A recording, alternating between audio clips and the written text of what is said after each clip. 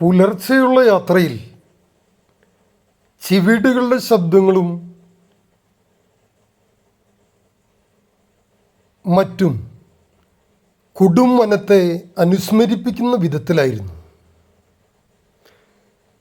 ഓരോ കാറുകൾ മുന്നിൽ നിൽക്കുമ്പോഴും ആൻ്റണി എന്നോട് പറയുമായിരുന്നു, അവിടെ കടുവയോ പുലിയോ ഉണ്ടായിരിക്കാം. വീണ്ടും ഞങ്ങൾ മുന്നോട്ട് തന്നെ യാത്ര തിരിച്ചു.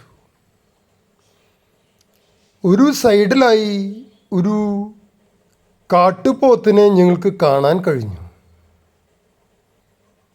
ഏതോ ഒരു മൃഗം എന്ന് പറഞ്ഞ് ഞാൻ സൈഡിലേക്ക് നോക്കിയപ്പോൾ കണ്ടത്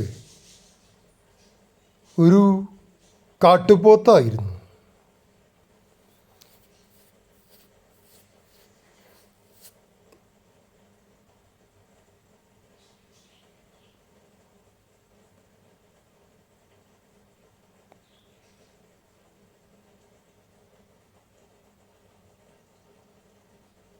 പിന്നീട് ഒരു പാലത്തിൽ കൂടി സഞ്ചാരം തുടർന്നു.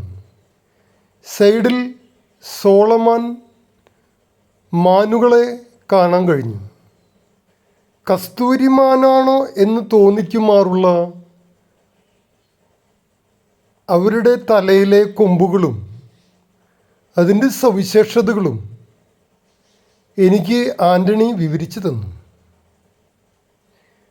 വളരെ നിഷ്കളങ്കമായിട്ടുള്ള മാനുകളെ കണ്ടപ്പോൾ അവർ നമ്മളോട് കൂടെ ഈ വനത്തിൽ